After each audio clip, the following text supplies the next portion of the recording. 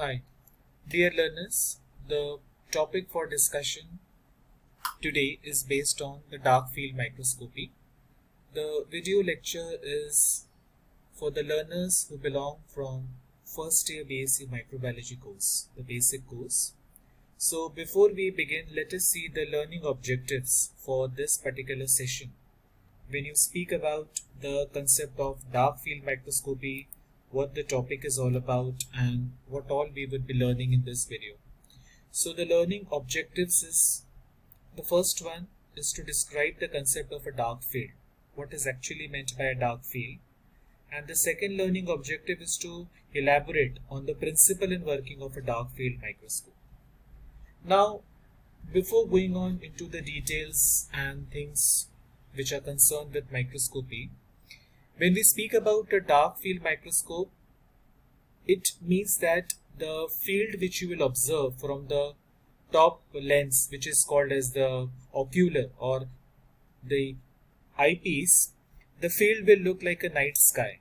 It will be dark in color, but definitely there is some light required so that the specimen would be illuminated.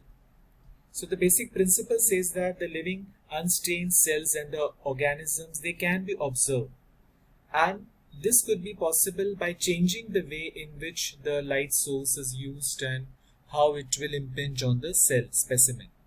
So in this case, a hollow cone of light is focused on the specimen. So just the light, so only the light which has been reflected or refracted by the specimen, this will form an image. The field which will be surrounding a specimen will look like a night sky, black, while the object, the specimen or the cell which we are trying to observe, that will be brightly illuminated.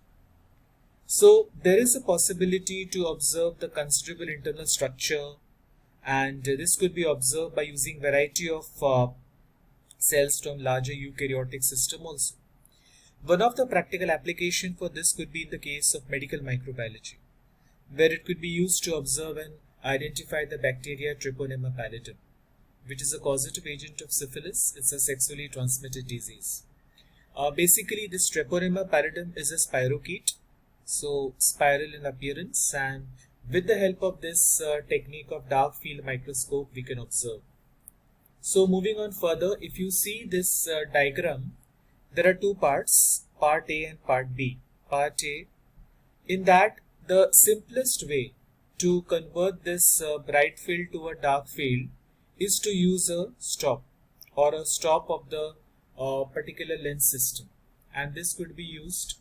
So how the system works, so the B part shows, the B part will be giving you some data, corresponding data, where you can observe the specimen. So the B part shows the direction in which the light, the hollow cone of light, will be working. So a dark field stop, that is what is used. So the diagram में the A part shows the picture for a dark field stop, and the B part shows how it is used with the condenser system. So there is a special type of a condenser lens system which could be used, and the hollow cone of light, now it will be coming in the picture. So it is just the focus is on the light which will be coming from the specimen. So with the help of this, you can observe a specimen or a cell which will be brighter, but the rest of the background will be dark in color. So we will be learning more of this technique in the practical session, where you would be given a specimen, you will observe by staining and so on. So here also you can see the use of AB condenser, a special type of condenser which could be used for the dark field microscopy. So dear students, in this particular video lecture, we learned the importance of dark field microscope, how it functions, what are the basic principal steps which you need to keep in mind. So thank you for listening to this video, and keep exploring the world of mini wonders.